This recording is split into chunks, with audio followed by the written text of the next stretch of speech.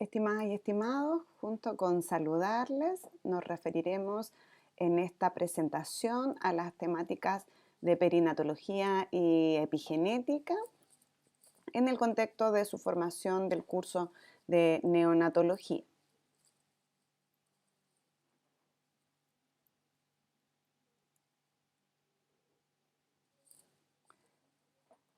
Como logro de aprendizaje de esta actividad, vamos a lograr analizar las afecciones de la gestación y el impacto que éstas puedan tener y las consecuencias que éstas puedan tener tanto en el desarrollo fetal, neonatal y a largo plazo. Para lograr valga la redundancia, logro de aprendizaje, es necesario revisar el contexto nacional en el cual hemos estado por varios años y lo más probable es que continuemos estando durante algún tiempo y que es el contexto de ratificación o no ratificación de la norma 21. ¿Y por qué es tan importante señalar esto? Debido a que la perinatología es uno de los aspectos que es muy necesario considerar para poder demostrar que como profesionales matronas y matrones somos los profesionales idóneos para hacernos cargo de las unidades de neonatología. ¿Y por qué? Porque acá nace el concepto de perinatología en donde ustedes como futuros profesionales serán los capaces de conocer los aspectos que ocurren durante la gestación, principalmente en el tercer trimestre, y saber de alguna forma cómo estos afectan el desarrollo de un recién nacido y posteriormente cómo también esto impacta a mediano y largo plazo. Y es aquí entonces donde se genera la importancia del periodo perinatal, el cual, a pesar de ser un periodo que es relativamente corto en términos conceptuales, ya que la literatura señala que este periodo se extiende entre las 28 semanas de gestación y los 7 días de vida, este periodo junto con la gestación en general tienen una influencia muy importante y decisiva en la calidad de vida de ese recién nacido, pero también de los individuos en general, tanto en su desarrollo físico como su desarrollo neurológico, su desarrollo mental, lo cual condiciona fuertemente su potencial de salud al futuro. Existen programas en Chile que se basan en este contexto perinatal, como por ejemplo el Chile Crece Contigo, en donde el cuidado de la gestación se enfoca, ¿verdad?, en proporcionar los cuidados suficientes para lograr un buen desarrollo fetal y también potenciar el desarrollo durante la primera infancia. ¿Y por qué es tan importante el cuidado y el conocimiento y el enfoque perinatal? Es porque efectivamente se ha demostrado que existe un impacto del ambiente intrauterino y también del nacimiento en la vida extrauterina, ya sea a corto, mediano y a largo plazo. Ya hace mucho tiempo que se han generado explicaciones epidemiológicas, también explicaciones desde la perspectiva socioantropológica y actualmente ya explicaciones desde la perspectiva de las ciencias básicas que dan cuenta de demostrar cómo tanto la gestación como el nacimiento, bueno, y también el periodo neonatal precoz influyen en el desarrollo a corto y mediano plazo de los individuos. En este artículo que le invitamos a leer, que hemos publicado hace un tiempo junto a académicas del departamento, podrían encontrar un poco más desarrollado el impacto de la gestación de la gestación propiamente tal en el desarrollo de patologías crónicas a largo y mediano plazo y poder dimensionar de alguna forma por qué el cuidado preconcepcional y el cuidado durante la gestación es fundamental para la prevención primordial de estas patologías en el recién nacido y también en el ser humano durante su vida. Y este impacto, de alguna forma, ¿cómo se ha explicado? Se ha explicado a través de mecanismos que, como les mencioné recientemente, actualmente involucran a las ciencias básicas, en donde aparece un concepto relevante que ustedes, yo sé que lo han tratado en otros cursos, pero que vamos a desarrollar un poco más desde el enfoque perinatal. Y este concepto es la epigenética, la cual actualmente nos da cuenta de muchos aspectos que ocurren durante el desarrollo perinatal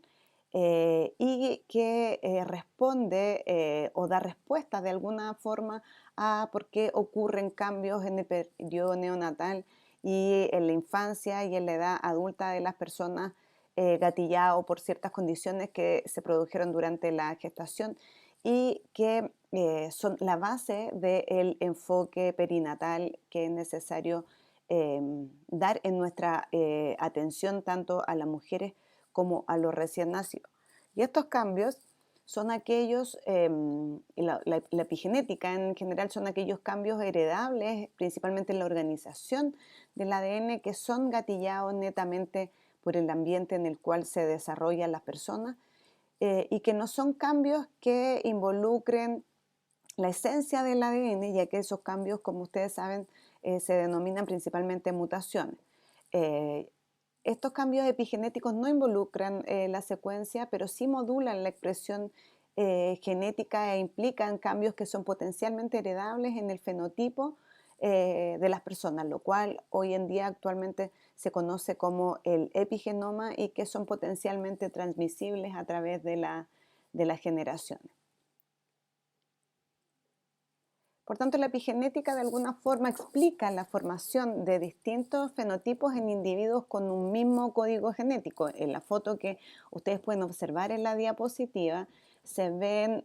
dos gemelas idénticas, las cuales tienen la misma codificación genética. Sin embargo, una fue creada en un contexto saludable y en un país en donde vivió al aire libre, en donde no estuvo expuesta a contaminación, en donde se alimentaba naturalmente. En cambio, su gemela fue criada en Massachusetts, Estados Unidos, que es uno de los lugares en el mundo que tiene mayor prevalencia de obesidad. Entonces, si podemos observar, ellas teniendo la misma codificación genética, su fenotipo, y lo más probable también su disposición y su riesgo de enfermedades es somáticamente muy diferente. Y así como podemos observar que la epigenética se puede explicar sencillamente en este esquema en donde tenemos un interruptor que en este caso correspondería esquemáticamente a un gen y donde existen distintas condiciones ambientales que dan cuenta de diversos mecanismos epigenéticos y que producen que este gen se encienda o se apague desencadenando respuestas que son fisiológicas o fisiopatológicas de acuerdo a si el organismo la requiere o no la requiere. Por tanto, como se señala en la diapositiva, las instrucciones de quiénes somos y de quiénes deberíamos ser potencialmente residen principalmente en nuestra codificación genética. Sin embargo, los genes pueden dar distintas órdenes y estas órdenes las van a dar de acuerdo a si son capaces de expresarse o de silenciarse. Y esta capacidad de expresión o de silenciamiento es regulada fundamentalmente por el ambiente a través de distintos mecanismos epigenéticos. Dentro de estos mecanismos epigenéticos y en el extremo inferior derecho de la diapositiva pueden observar una literatura que también les invito a revisar más en profundidad. Se pueden observar distintos mecanismos que dan cuenta de mayor o menor accesibilidad a la cromatina que hacen que ésta se condense o se descondense, lo cual influye en que si ésta se eh, permite que los genes se expresen o no se expresen. La mayor accesibilidad a la cromatina se da por demetilación del DNA, acetilación de histona, metilación de la histona, acetilación de la histona y remodelamiento ATP dependiente. Y la menor accesibilidad a la cromatina y por tanto el mayor silenciamiento de los genes se da por metilación del DNA, metilación de la histona y otras modificaciones, así como la formación de nuevos eh, micromensajeros de RNA. Por tanto, el ambiente influye en la activación de estos mecanismos epigenéticos, haciendo entonces que estos genes sean capaces de expresarse o no expresarse de acuerdo a las condiciones ambientales. Por tanto, estas modificaciones dan cuenta de que se estimulen o no factores que van a intervenir en el desarrollo intrauterino y en cómo este feto durante su gestación queda programado o no para desarrollar todo su potencial de salud, en su efecto tener más riesgo de generar, por ejemplo, afecciones crónicas a largo plazo. Es por eso que el ambiente intrauterino es fundamental para poder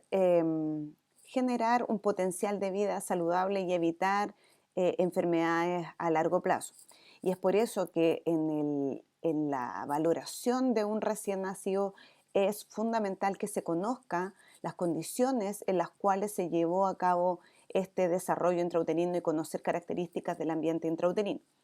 Quiero decir con esto que me parece de suma importancia considerar que nosotras como matrona y matrones y ustedes como futuras matronas y matrones son un profesional y somos un profesional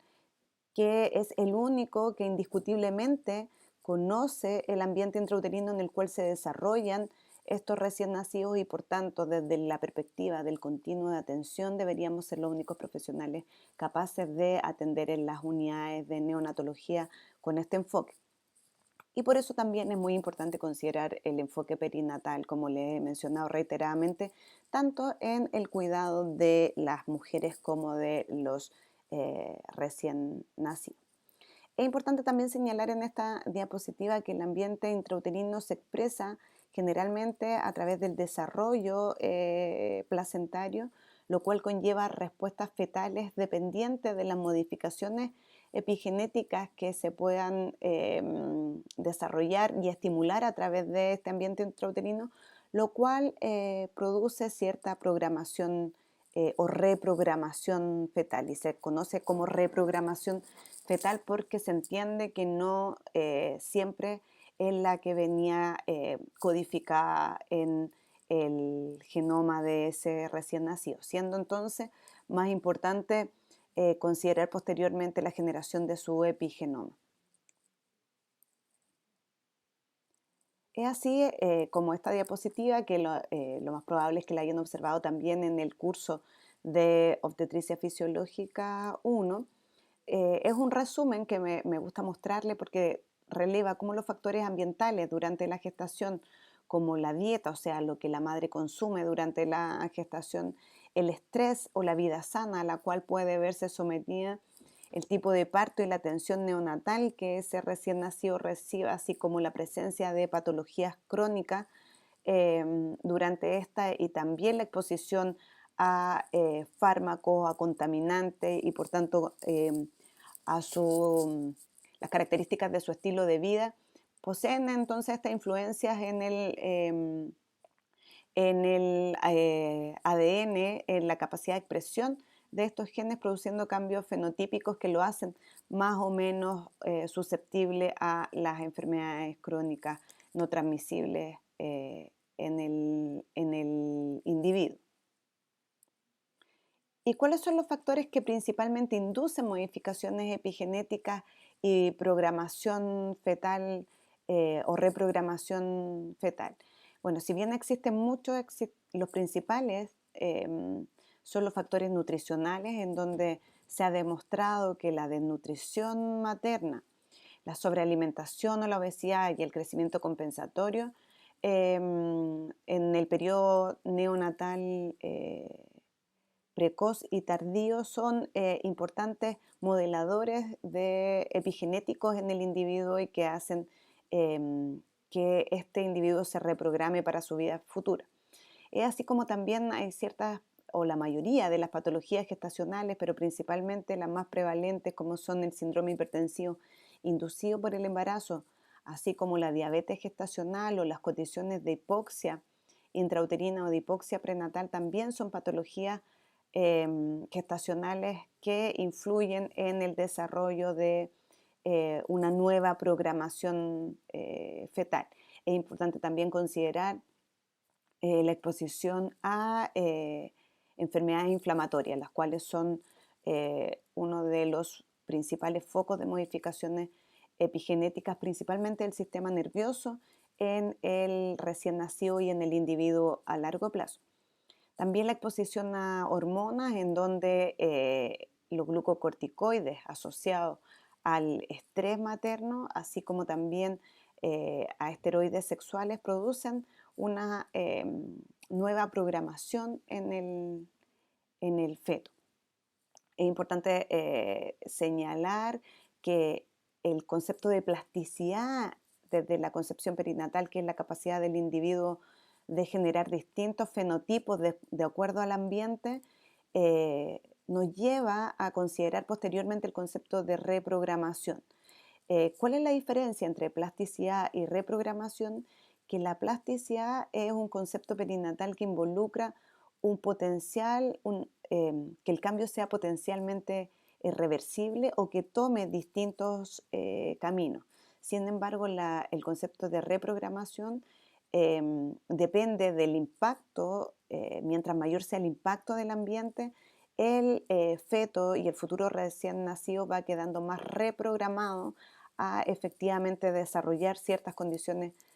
patológicas a futuro. Y vamos a ir desarrollando cada uno en forma muy resumida los efectos que tienen distintas condiciones del ambiente en el desarrollo humano. Y es así como es importante señalar el estrés psicosocial durante la gestación y también el estrés durante el parto y durante el nacimiento, así como el estrés al cual se somete el recién nacido y la recién nacida en el periodo neonatal, son importantes moduladores epigenéticos perinatales. Los estresores psicosociales que son capaces de activar el circuito del estrés del sistema nervioso central producen tanto en la madre como en el feto y posteriormente en el recién nacido una disregulación de la secreción de CRH, de cortisol y de catecolamina, los cuales cuando están en niveles que son suprafisiológicos son potentes neurotóxicos y de alguna forma influyen en la liberación de mediaciones inflamatorios que potencian los procesos inflamatorios principalmente a nivel de la barrera hematoencefálica del feto recién nacido, haciendo que éste quede mucho más susceptible a poseer y a quedar programado para tener futuras alteraciones neuroconductuales. ¿Y esto por qué? Porque el estrés produce una reprogramación de la regulación del eje hipotálamo hipófisis adrenal del feto que está en desarrollo o del feto que está en el proceso del nacimiento, así como del recién nacido, por ejemplo, cuando se someten a, a situaciones de estrés durante el nacimiento, lo cual produce metilación o silenciamiento de ciertos genes que son principalmente aquellos receptores de glucocorticoide que median a futuro la respuesta neonatal y la respuesta del niño, así como la respuesta del individuo adulto al estrés. Y el gen que se ve involucrado principalmente en este acto es especialmente sensible también al estado emocional de la madre. Por tanto, las condiciones de estrés para la mujer, así como las condiciones de estrés para el feto y para el recién nacido, son potenciales moduladores epigenéticos del potencial neuroconductual de ese recién nacido y de ese niño y adulto. ¿Relacionándose con qué aspectos? Con mayor probabilidad de retraso en la maduración del sistema nervioso fetal, con la alteración de las respuestas al estrés del recién nacido, del niño y del adulto, con mayor predisposición a déficit atencional y a cuadros asociados a condiciones de depresión porque se altera la expresión de ciertos neurotransmisores involucrados principalmente en estos procesos. Existen otras complicaciones perinatales también, como son la insuficiencia placentaria, y la cual nos van a llevar a desarrollar ciertas condiciones que son mediadas por modificaciones epigenéticas. Y es acá como tenemos condiciones de hipoperfusión placentaria, la cual genera distintos grados de disminución del aporte de oxígeno y de flujo hacia el feto en desarrollo, el cual responde redistribuyendo su flujo hacia el cerebro, hacia el corazón y hacia las suprarrenales, que son considerados desde la perspectiva perinatal como órganos nobles o órganos que es necesario, cuidar de alguna forma, porque también requieren mayor disposición de nutrientes. Sabemos que el cerebro funciona principalmente con glucosa, pero esta redistribución de flujos disminuye también el flujo hacia otros órganos, como la piel, el músculo y los tejidos, produciendo una disminución de la ganancia de grasa parda, por ejemplo, lo cual produce una restricción del crecimiento intrauterino. Acá existen ciertas modificaciones epigenéticas que se van a producir en ese niño, principalmente en aquellos genes que dicen relación con el fenotipo ahorrativo con el que se van a expresar. Estos fetos, si bien nacen con pesos menores a lo esperado, de acuerdo a las curvas de crecimiento intrauterino, son fetos que quedan reprogramados o programados para poder asimilar todo, em, todo aquel alimento y convertirlo en nutrientes para su futuro desarrollo. Es por esto que los niños que están sometidos a una insuficiencia placentaria in útero, si bien pueden nacer con un peso menor, a lo largo de los años van desarrollando obesidad, ya que se activan aquellos genes que permiten ahorrar más energía. En el riñón, por ejemplo, la disminución del flujo intrauterino produce una disminución también de la orina fetal y por tanto del componente orina del líquido amniótico. Y esto lleva a desarrollar la condición de oligohidroamnio. Ahora, ¿qué modificaciones epigenéticas se conocen que ocurren en este riñón? Es que donde tienen menos flujo y por tanto orinan menos, su riñón fetal sensa menor necesidad de desarrollo de túbulos renales. Esto está ok para la vida intrauterina, sin embargo, ese feto queda reprogramado para tener esa cantidad de nefrones solamente. Por tanto, en la vida extrauterina, en el periodo neonatal, en la infancia y posteriormente como adulto, ese riñón ya no es capaz de tolerar ese nivel de flujo que vuelve supuestamente a la normalidad en el periodo extrauterino y por tanto son fetos que quedan con mayor predisposición, por ejemplo, a desarrollar hipertensión arterial crónica. Por otra parte, la disminución del intestino lleva a la relajación de este durante el periodo intrauterino, con mayor riesgo de eliminar meconio en el líquido amniótico y por tanto con mayor riesgo de aspirar este meconio en el periodo de recién nacido. También es importante considerarlo, ya que son niños con mayor riesgo de enterocolitis necrotizante en el periodo neonatal, ya que fueron sometidos a un intestino isquémico durante su vida intrauterina. Respecto al sistema hematológico, sabemos que el feto, al estar con menor flujo inútero, producto de esta hipoperfusión placentaria, responde activando su médula ósea y generando mayor cantidad de reticulocitos y con esto generando en forma secundaria poliglobulia. Esto en el periodo neonatal tiene mucho impacto, ya que la poliglobulia puede producir dos condiciones neonatales que es importante que ustedes consideren. Una de ellas es el mayor riesgo de hiperbilirrubinemia, sobre todo asociada a la degradación de estos glóbulos rojos, y por otra parte también potencia el desarrollo de alteraciones metabólicas como la hipoglicemia, ya que la gran concentración de glóbulos rojos en el neonato sin un adecuado aporte inicial de alimentación genera mayor consumo metabólico y por tanto, como les mencioné recientemente, potencia estas otras manifestaciones metabólicas. Y así damos cuenta también del impacto en el metabolismo fetal que se observa en la zona derecha de su pantalla.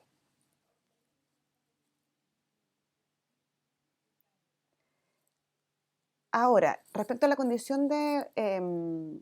ustedes en la unidad de neonatología van a recibir a niños hijos de madres de síndrome, que tuvieron un síndrome hipertensivo inducido por el embarazo. Y como buenas matronas y matrones tienen que saber cuáles son los riesgos que tienen estos niños al haber poseído esa condición materna. Los riesgos asociados son principalmente que sean niños pequeños para la edad gestacional, ya que la condición de síndrome hipertensivo del embarazo es una condición que se relaciona con una insuficiencia placentaria, tiene mayor riesgo también de prematuridad y por tanto de sufrir las principales alteraciones que se describieron en la diapositiva anterior, dentro de ellas mayor riesgo de hipoglicemia, de hipocalcemia, de hipomagnesemia, de desarrollo de enfermedad de membrana hialina, de síndrome de aspiración de meconio, de encefalopatía hipóxico-isquémica, poliglobulia y también de hiperbilirrubinemia. Ahora, en el periodo neonatal estos niños van a sufrir o tienen mayor riesgo de esas complicaciones. Sin embargo, a largo plazo se ha demostrado que los hijos de mujeres con preeclampsia tienen mayor riesgo de desarrollar hipertensión arterial y patologías cardíacas en la edad adulta, principalmente infartos, y que el incremento de la presión sanguínea puede estar presente ya desde la adolescencia y, ojo, lo más importante es que este riesgo es independiente del peso al nacer, o sea, no es necesario que una mujer con síndrome hipertensivo del embarazo también tenga una condición de restricción del crecimiento intrauterino para que el niño o el adolescente y futuro adulto, hijo de una madre con síndrome hipertensivo inducido por el embarazo, principalmente preeclampsia, tenga un mayor riesgo de hipertensión arterial por sí mismo. Ahora, otra condición importante que genera un impacto perinatal y que es necesario considerar en las unidades de neonatología es la asfixia y la hipoxia neonatal. Esta asfixia e hipoxia perinatal pueden producir condiciones agudas o condiciones crónicas. Como sabemos, la asfixia es la disminución de la concentración de oxígeno, lo cual genera también un aumento de la concentración de dióxido de carbono, de CO2, lo cual acidifica el pH materno produciendo una disminución del pH. Esta condición también genera algo parecido a la disfunción placentaria, que es una redistribución de flujo, produciendo una respuesta tanto aguda como crónica. La respuesta crónica es la preservación de la presión arterial, la oxigenación y del flujo sanguíneo hacia los órganos vitales, como vimos en el caso de la insuficiencia placentaria. Y también produce una disminución de la irrigacionística, una vasoconstricción arterial y en términos agudos puede hacer que el feto responda también con una bradicardia, con una disminución de la presión sistémica, con una isquemia fetal y con una hipoxia a nivel de los tejidos, lo cual puede llevar a lesiones en diversos órganos fetales. Y en la diapositiva se presentan las afecciones de la asfixia e hipoxia perinatal en los distintos en los distintos sistemas, siendo en el sistema nervioso central el principal daño que se puede producir es un daño neurológico a largo plazo y que va a depender directamente con el grado de asfixia y con el tiempo que el feto recién o el feto durante la gestación o el nacimiento estuvo expuesto a ella. En el sistema cardiovascular se puede desarrollar una insuficiencia cardíaca en el caso de una asfixia crónica y también un daño a nivel de los tejidos del corazón, lo cual se traduce en un aumento de las enzimas cardíacas. En el sistema respiratorio también se puede observar un mayor riesgo de aspiración de meconio. En el sistema renal se puede observar mayor riesgo de insuficiencia renal aguda, así como también de parálisis vesical. En el sistema digestivo, enterocolitis necrotizante. En el sistema hematológico puede haber una policitemia que está en respuesta a la hipoxia crónica, pero también podemos llegar hasta cuadros de trombocitopenia y mayor riesgo de coagulación intravascular diseminada. Y en el sistema metabólico, el mayor riesgo de acidosis metabólica, que está asociada a los pH menos de 1, lo cual también se asocia y sinergiza el daño neurológico que pueda tener este feto y también el daño cardíaco y también potencia el daño en distintos órganos. Sabemos que la condición de acidosis no es una condición favorable y que estimula los quimiorreceptores fetales, aumentando el riesgo del feto de morir. Ahora, respecto a la nutrición materna y fetal y al desarrollo humano, es una de las áreas perinatales más estudiadas, ya que se sabe que una gestante que se encuentre malnutrida, ya sea una malnutrición por déficit, pero principalmente una malnutrición por exceso, produce esta programación fetal que está dirigida a optimizar el crecimiento del sistema nervioso central, lo cual se relaciona con menor número de nefronas, como dijimos, con menor número de células beta pancreáticas y por tanto con mayor alteración de la producción de insulina y con menor número de cardiomiocitos. Esto muchas veces también se relaciona con bajo peso al nacer, lo cual estimula en la niñez y la adolescencia el mayor riesgo de obesidad visceral y de resistencia a la insulina, en donde hay factores ambientales como por ejemplo la urbanización y la mayor exposición de ese niño y adolescente a estilos de vida que implican mayor consumo de comida rica en grasas, como lo son la urbanización y las migraciones del tercer mundo al primer mundo, que está caracterizado por lo menos en Occidente por un alto consumo de comida rica en grasa. Aumenta el riesgo entonces en el adulto de producir esta hipertensión arterial y también alteraciones del metabolismo de la glucosa, del metabolismo de los lípidos y con mayor riesgo de aterosclerosis, lo cual va a hacer que este feto sometido a una condición de malnutrición materna tenga mayor riesgo a largo plazo de desarrollar un síndrome metabólico y de diabetes mellitus, con el aumento de patologías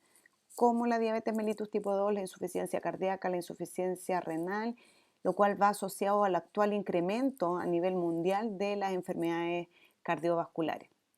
Por tanto, acá es importante la atención neonatal, pero también es importante que ustedes integren que la atención gestacional, así como la atención pregestacional, son estrategias que es necesario considerar como matronas y matrones, y que somos los profesionales que estamos en primera línea en la prevención de estas patologías a largo plazo, y nos hacen muy diferentes a otros profesionales de salud y muy necesarios. Por tanto, no es llegar y decir que una mujer gestante la tenemos que derivar a una nutricionista, sino que poner mucho hincapié en esta nutrición y en la educación respecto a esta nutrición, tanto en las adolescentes como en las mujeres en su periodo perigestacional para tener buenos resultados perinatales y también buenos resultados en el infante y a largo plazo. En esta diapositiva se puede observar la epigenética transgeneracional y lo que resume de alguna forma es todas las condiciones que se pueden generar en la diabetes gestacional y que hacen que de alguna forma cuando afecta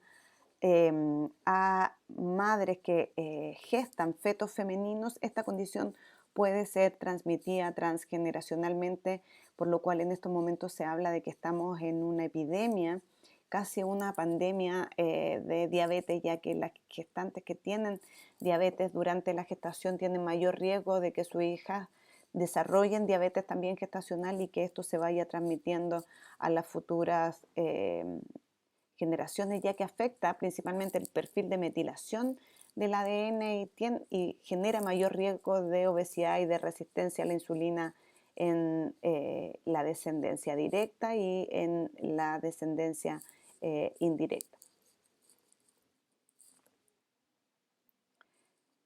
En cuanto a los resultados perinatales más directos de la diabetes gestacional en el feto y en el recién nacido, a quienes ustedes van a atender o asistir en el contexto neonatal, se encuentra que en la gestación de una mujer con diabetes tiene mayor riesgo de aborto y de mortinato, mayor riesgo de parto prematuro, mayor riesgo de macrosomía, principalmente cuando la diabetes es gestacional, y mayor riesgo de restricción del crecimiento fetal cuando la diabetes es pregestacional, ya que se considera que la diabetes pregestacional eh,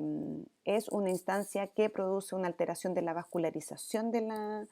la placenta y por tanto genera mayor alteración de flujo placentario. En cambio, la diabetes gestacional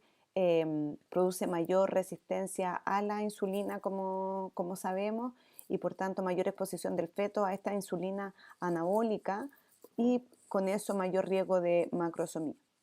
Y también existe mayor riesgo de generar polihidroamnio, ya que el ambiente intrauterino es un ambiente más hiperosmótico por la mayor concentración de glucosa en el líquido amniótico, lo cual genera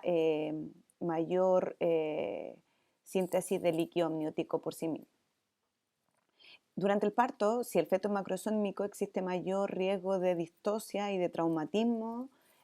durante existe mayor riesgo de sufrimiento fetal agudo, ya que tenemos que recordar que la glucosa tiene una alta afinidad con la hemoglobina, por tanto produce una desviación de la curva de hemoglobina, haciendo que ésta se una más con la glucosa y menos con el oxígeno, lo cual deja menos oxígeno disponible para el feto y por tanto también mayor incidencia de cesárea. Y en el periodo neonatal sabemos que existe mayor riesgo de hipoglicemia, mayor riesgo de hipocalcemia, de hipomagnesemia, de enfermedad de membrana hialina, ya que el surfactante del feto con hijo de madre diabética, si bien es un surfactante que está en mayor cantidad, es un surfactante menos efectivo para disminuir la tensión de los alveolos. También hay mayor riesgo de hiperinsulinismo fetal, lo cual se relaciona directamente con la hipoglicemia en el periodo neonatal. Mayor riesgo de poliglobulia. ¿Por qué este mayor riesgo de poliglobulia? Porque como les mencioné anteriormente, la curva de disociación de la hemoglobina hacia la glucosa hace que el feto, independiente de la cantidad de flujo que posea, es un feto igualmente hipóxico, ya que si bien existe oxígeno disponible, no es un oxígeno que sea funcional, ya que no es transportable por la hemoglobina que está mayormente asociada a la glucosa. Esto hace que la médula igual sense esta hipoxia y genere mayor producción de glóbulos rojos con la consiguiente poliglobulia. Por tanto, una de las características principales de los hijos de madre diabética en las unidades de neonatología es la generación de poliglobulia y con esto también el mayor riesgo de hiperbilirrubinemia. También en el periodo neonatal y perinatal existe mayor riesgo de miocardiopatías Y estas también dependen del tipo de diabetes, ya que la diabetes gestacional produce mayor riesgo de miocardiopatías como un engrosamiento del septum cardíaco, ya que este es sensible a la insulina y se engrosa mayormente, y esta cardiopatía es más fácil de revertir los primeros años de vida. Sin embargo, la diabetes pregestacional se asocia con mayor riesgo de malformaciones mayores, ya que el riesgo de malformaciones tiene que ver directamente con los niveles de glucosa materna en el momento de la concepción y cómo esta afecta la síntesis del DNA del futuro feto. Y en estas diapositivas se expresa rápidamente las presentaciones epidemiológicas de los principales cuadros que son consecuencia de la diabetes gestacional y pregestacional en el recién nacido, en donde entendemos que la hipoglicemia es el principal cuadro metabólico que se presenta hasta en el 50% de los hijos de madres diabéticas, y es producto del hiperinsulinismo que disminuye la entrega de glucagón y deprime la depresión de la respuesta a las catecolaminas, así como también se ve esta hipoglicemia potenciada por el mayor consumo metabólico que hay cuando este cuadro se presenta concomitante con, por ejemplo, poliglobulia. También tenemos un alto riesgo de hipocalcemia en los recién nacidos hijos de madre diabéticas, generalmente en las primeras 24 horas, y por eso, como verán en clases posteriores, es necesario considerar la toma de tanto glucosa como calcio en las primeras horas del recién nacido, y también mayor riesgo de hipomagnesemia, sobre todo cuando existe una hipocalcemia que no responde al tratamiento inicial. También existe mayor riesgo de enfermedades de membrana hialina, ya que, como les mencioné, interfiere la síntesis del surfactante, principalmente disminuyendo la relación de lecitina, esfingomielina, y por tanto la calidad del surfactante por sí mismo. También, como mencionaba, existe mayor riesgo de poliglobulia por las condiciones que ya les describí anteriormente, o sea, el aumento de la eritropoyetina secundaria a la disminución de la concentración de oxígeno disponible con la hemoglobina. Y secundario a esto, la hiperbilirrubinemia asociada a la poliglobulia. También se presenta en esta diapositiva más en detalle la miocardiopatía, la cual ya fue explicada, y mayor riesgo de malformaciones mayores, también como le expliqué, el cual es más prevalente en las diabetes pregestacionales que inician la concepción, o sea, que inician la gestación con malos controles metabólicos. Y es aquí donde vuelvo a considerar y a recalcar que es muy importante el control pregestacional para que estas mujeres puedan decidir el mejor momento para gestar y en las menores condiciones de riesgo tanto para ellas como para sus recién nacidos. Y por último, la inflamación es otro proceso muy relevante de considerar desde la perspectiva perinatal, toda vez que en la creencia obstétrica popular se cree que el mayor riesgo de la inflamación está y de la infección por sí misma durante la gestación en la sepsis materna o la sepsis neonatal. Sin embargo, la inflamación y la infección en el feto son uno de los principales moduladores epigenéticos negativos en términos del sistema nervioso fetal, ya que producen por una parte un estrés biológico, y por otra parte los cuadros inflamatorios son sensados como injuria por la mayoría de las células del organismo y desestabilizan principalmente la barrera hematoencefálica. Esta es una de las principales bases de lo que verán en cursos futuros y que fundamenta el uso de neuroprotección en los partos pretérminos, como es el uso de sulfato de magnesio para esta condición. ya que el sulfato de magnesio lo que ayuda es a estabilizar la barrera hematoencefálica, sobre todo en condiciones en donde se ha generado un parto pretérmino producto de un proceso inflamatorio. Esto nos lleva a reflexionar que desde la perspectiva perinatal es muy importante que durante la gestación sepamos si la usuaria tuvo, por ejemplo, carios dentales, si fue sometida a algún proceso quirúrgico inflamatorio, como por ejemplo a una apendicectomía, si tuvo infecciones urinarias. Hay que recordar que cualquier eh, patología infecciosa, independiente del nivel y de la severidad, es una condición que genera una respuesta inflamatoria en el organismo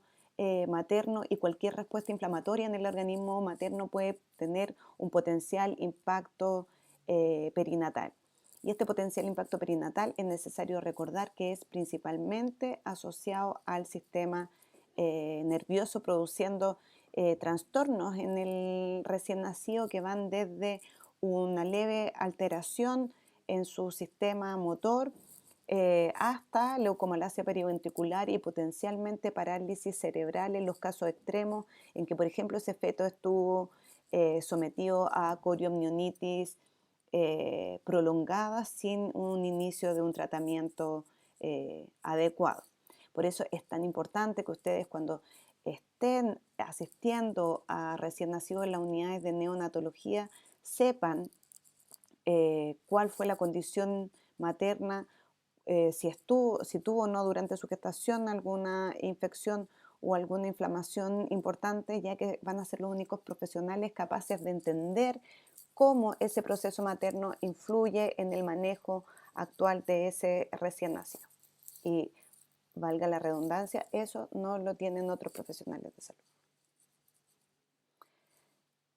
Bueno, el parto y el nacimiento, lo más probable es que lo hayamos conversado alguna vez, y si no, no me voy a cansar de repetírselo. Es un momento que es muy necesario en la vida de las personas. ¿Por qué? Ya que no solo hablamos del producto de la concepción cuando ustedes atiendan a un recién nacido, sino que cuando atiendan a un recién nacido van a considerar a un ser en transición, y que dependiendo del tipo de nacimiento al cual se vio expuesto, viene o no cebado de distintas condiciones que le permitieron prender o apagar genes que eran necesarios para un correcto desarrollo en su vida intrauterina, ya que en el momento del nacimiento se produce un priming, sobre todo en el nacimiento por parto eh, normal o por parto vaginal, que es aquel proceso por el cual la exposición a un espectro del entorno, en este caso es un proceso cuya exposición al canal del parto induce la expresión de un fenotipo que responde adecuadamente a un ambiente. Eso quiere decir que el momento del parto, del nacimiento, es necesario para que ese recién nacido responda adecuadamente a eh, una mejor adaptación extrauterina. ¿Por qué? Porque el momento del nacimiento se va al feto en términos de activación de su sistema nervioso, se va al feto en términos de producir estimulación de su columna vertebral, y con esto estimular los primeros reflejos neurológicos neonatales. Se va al feto en términos de producir aspiración de la secreción vaginal materna, y con esto el sembrado de su intestino, lo cual produce una correcta activación de su sistema inmunológico y lo deja preparado para producir una adecuada asimilación de la leche materna. Tenemos que recordar que el flujo vaginal presenta una alta carga de lactobacilos, los cuales no se llaman así por azar, sino que son uno de los principales encargados posteriormente de degradar y de alimentarse de la lactasa de la leche materna. Con esto podemos deducir de alguna forma, lo cual también está escrito en la literatura, que cuando los fetos no nacen necesariamente por un parto vaginal, quedan con mayor riesgo de producirse eh, patologías inflamatorias y patologías inmunológicas, eh, y también patologías alérgicas, como por ejemplo mayor riesgo de gastritis y mayor riesgo de intolerancia a la lactosa, ya que no tienen un correcto cebado perinatal. Bueno, ¿cuáles son los potenciales agentes de modelamiento epigenético durante el parto? Tenemos dentro de esto el euestrés durante el parto. Nosotros sabemos que la generación de ciertos niveles de catecolamina y de glucocorticoides durante el trabajo de parto en una mujer producto del dolor de las contracciones son necesarios, ya que activan ciertos genes que son capaces de estimular la reabsorción, por ejemplo, de líquido amniótico y de líquido pulmonar en el periodo neonatal precoz, así como también de estimular ciertos aspectos neuroconductuales en el feto. La regulación también se produce por la exposición fetal a la oxitocina endógena materna, ojo, no a la oxitocina exógena, sino que a la oxitocina endógena materna, la cual es secretada en ambientes cálidos, en ambientes protegidos, con una mujer que se encuentre en un contexto de seguridad. Por eso ustedes, cuando sean matrones y matronas de la unidad de recién nacido, traten de estimular esos ambientes de seguridad. También otra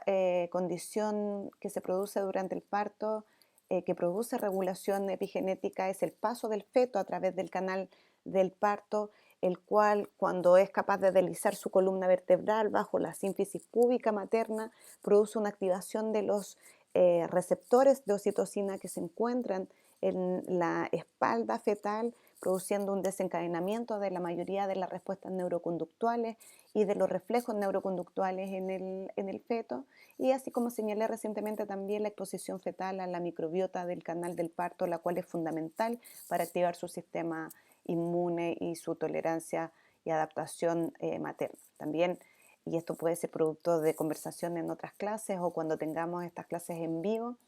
recordar que el intestino en el ser humano es el segundo órgano de mayor inervación nerviosa, valga la redundancia. Por tanto, también su correcta impronta microbiótica tiene que ver con el desarrollo de una buena salud mental a largo plazo.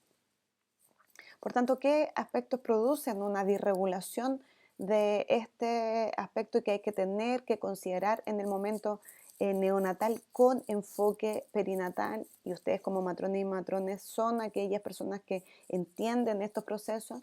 Es que las alteraciones del estrés durante el parto, o sea, los contextos de supraestrés, de falta de respeto durante el parto, son ambientes em, que producen una situación de disestrés y por tanto altera esta regulación del euestrés del parto. También aquellos momentos de infraestrés, como por ejemplo la cesárea electiva. Si entendemos que es necesario ciertos niveles de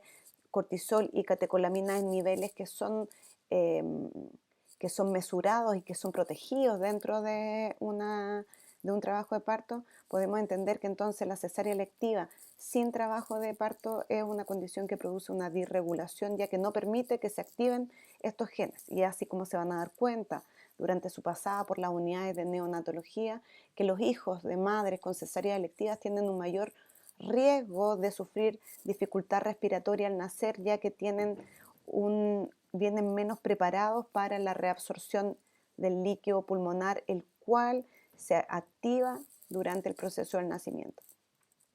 Por otra parte, el uso de oxitocina sintética, que lamentablemente es una hormona sintética que debería ser utilizada solamente en no más del 10% de las mujeres, y lamentablemente hoy en Chile es utilizada en más del 98% de las mujeres que tienen su parto por vía normal, ya que la oxitocina sintética produce solamente contracciones uterinas y no produce ningún cebado del sistema nervioso del feto. Y además produce negativamente una retroalimentación negativa de la oxitocina endógena fetal. Por tanto, cuando ingresen mujeres en trabajo de parto que vengan con una escasa dinámica uterina ustedes siempre consideren primero si esa escasa dinámica uterina en esa mujer se debe y descarten a que se debe por miedo, porque lo más probable es que esa mujer venga asustada y por tanto no tenga una buena secreción de oxitocina y por tanto no tenga buenas contracciones y que no sea su primera opción el llegar e instalar una bomba con oxitocina sintética, porque esa decisión tiene un gran efecto perinatal y es un efecto disregulador de los procesos epigenéticos necesarios para el desarrollo de la vida humana. También el uso de antibióticos indiscriminados durante el trabajo de parto. Por eso no es llegar y hacer tactos vaginales y después poner antibióticos profilácticos, sino que lo que hay que evitar es hacer tactos vaginales reiterados e innecesarios durante el proceso del parto. ¿Por qué? Porque el uso de antibióticos perinatales, tanto en el momento previo al nacimiento como durante el nacimiento, produce una sinergia en relación a alterar la microbiota fetal neonatal, ya que los niveles de antibióticos se mantienen las primeras horas de vida y los efectos que se producen en la metilación del ADN del sistema inmunológico producto de estos antibióticos se mantienen inclusive en etapas posteriores a que la droga haya sido eliminada del cuerpo fetal. Y la cesárea por sí mismo, ya que la cesárea por sí mismo produce una disregulación toda vez que evita que se produzca la regulación necesaria asociada al parto, evita el euestrés del parto, eh, evita la exposición fetal a la oxitocina endógena, hace que no se produzca este paso del feto a través del canal del parto con la no estimulación de los receptores de oxitocina en la columna vertebral fetal y también evita la exposición a la microbiota del canal del parto. Por tanto, el cebado del sistema digestivo fetal se va a hacer principalmente con bacterias que están en el ambiente intrahospitalario. Por tanto, toda esta disregulación se relaciona con mayor riesgo de alteraciones neuroconductuales a largo plazo, con mayor riesgo de obesidad, de enfermedades autoinmunes, de alergia y de replicación celular exagerada, ya que se evita que se apaguen los genes de replicación celular exagerada que estaban encendidos en el periodo prenatal, haciendo que estos niños también tengan mayor predisposición a desarrollar a largo plazo ciertos tipos de cáncer. Y también durante el periodo del recién nacido, que es un momento muy importante para ustedes que están en este contexto de la asignatura de neonatología, ya que el cebado de los órganos de los sentidos se produce en el momento inmediato en que el recién nacido nace. Por tanto, es necesario evitar los traumas de estos sistemas. ¿Cómo evitamos el trauma visual durante el nacimiento? Es necesario considerar que un feto se encuentra en un ambiente oscuro en el ambiente intrauterino, por tanto tenemos que recibirlo con una luz tenue. Tenemos que recibirlo en un ambiente que sea auditivamente silencioso, ya que no vamos a tener el líquido amniótico que va a amortiguar el audio, sino que lo va a recibir directamente. Tenemos que estimular a que el primer gusto que tenga el recién nacido cuando nace no sea el guante de la persona que está probando la indemnidad del paladar, sino que sea el pezón materno y estimular el órgano táctil, lo cual significa no sobreestimularlo. No está indicado hoy en día el secado vigoroso de los recién nacidos, ya que produce un trauma sensorial que se puede mantener en la vida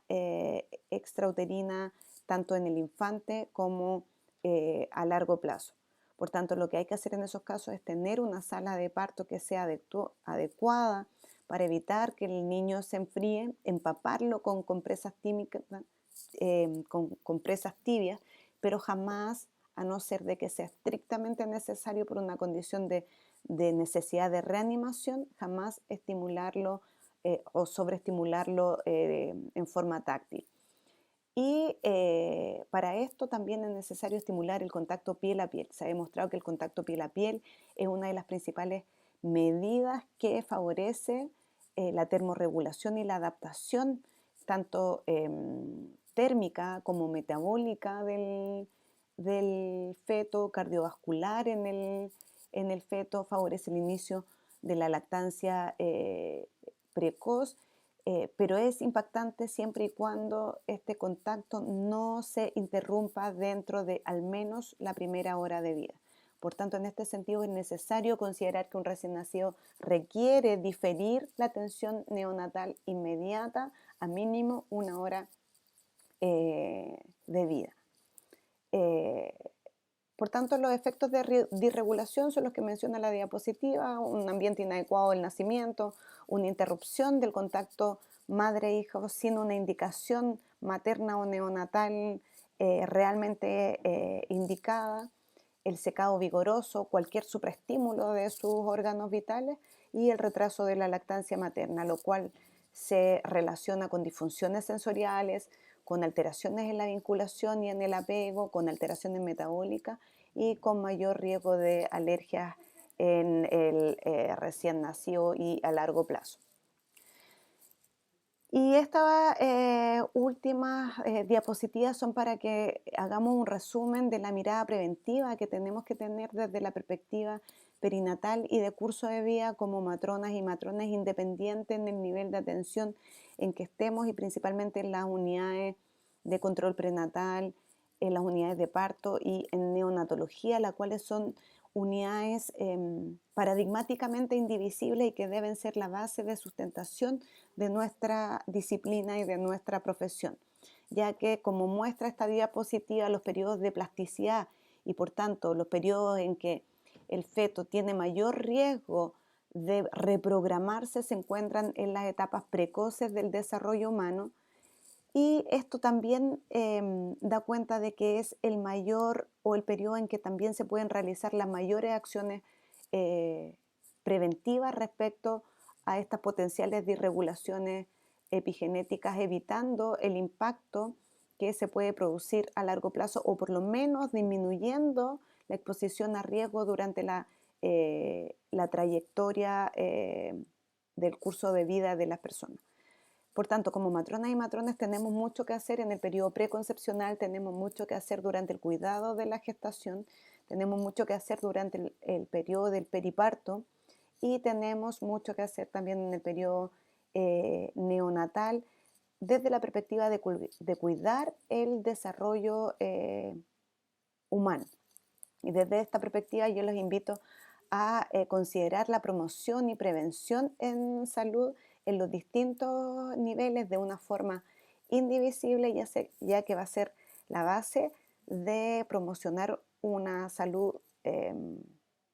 suficiente y necesaria para las personas y también para cuidar la profesión de matrona y matrón desde la perspectiva perinatal y desde la perspectiva de curso de vida. Ahora, cuando se producen las alteraciones perinatales, cuando se producen y no hemos sido capaces de prevenir ciertos aspectos en un buen control preconcepcional y tenemos alteraciones y ambientes hostiles en el desarrollo intrauterino, ¿estos son reversibles? Sí, pueden ser potencialmente reversibles, ya que como se mostró en la diapositiva anterior, el impacto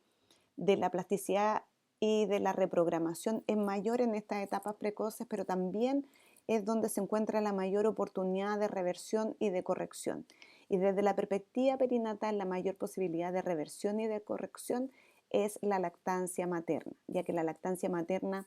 facilita que el feto principalmente recupere un buen peso postnatal, facilita también que exista una correcta un correcto sembrado eh, eh, del intestino con gérmenes que, si bien en los casos de cesárea no son gérmenes de la vagina de la mujer, sí son gérmenes de la mujer por sí misma, por tanto permite disminuir el impacto de ciertas noxas que produjeron modificaciones epigenéticas alteradas durante el periodo prenatal. El tema es que si la mujer también se expuso a un ambiente en que no estimulara su sistema oxitóxico ni su sistema emocional, también va a tener mayor dificultad para iniciar una lactancia precoz. Por tanto, cuando tengamos una mujer que tenga problemas de lactancia, por favor no consideremos en primera instancia el darle un sucedáneo al recién nacido, porque estamos perdiendo esa ventana de oportunidad de corrección de ciertas alteraciones que se vieron en la etapa gestacional. Por tanto, como conclusiones y reflexiones finales, yo los invito como futuros profesionales a seguir leyendo respecto a la importancia de la gestación y del nacimiento en la vida postnatal y en el desarrollo humano, a considerar la importancia del ambiente del nacimiento, del que ustedes sepan cómo nació y cómo se gestó y cómo se desarrolló la gestación en un individuo al cual asistan en las unidades de neonatología, de la importancia de evangelizar respecto a un buen nacer o al tipo de parto. No puede ser que hoy en día en Chile 50 de cada 100 mujeres estén teniendo un parto por cesárea, por tanto tenemos potencialmente a 50 de cada 100 personas que nacen con mayor riesgo de generar patologías crónicas a largo plazo. La importancia de una atención neonatal respetuosa hacia la madre y respetuosa al recién nacido, ya que el ambiente del nacimiento es un ambiente que puede ser potencialmente estresor para ese recién nacido y también disminuir su potencial de vida sana. La importancia del contacto piel a piel las primeras horas de vida, el cual jamás debe ser interrumpido por necesidades de un servicio, y la importancia de apoyo y de estimulación de una correcta lactancia materna, toda vez que se ha descrito como el único agente que es capaz de revertir algunas condiciones de programación epigenética alterada durante la gestación y el nacimiento. Muchísimas gracias por su atención y me encuentro siempre disponible vía correo, vía blog o en todas las instancias en que se requiera para que podamos seguir discutiendo respecto a este interesante tema, tanto desde la perspectiva profesional como del desarrollo humano.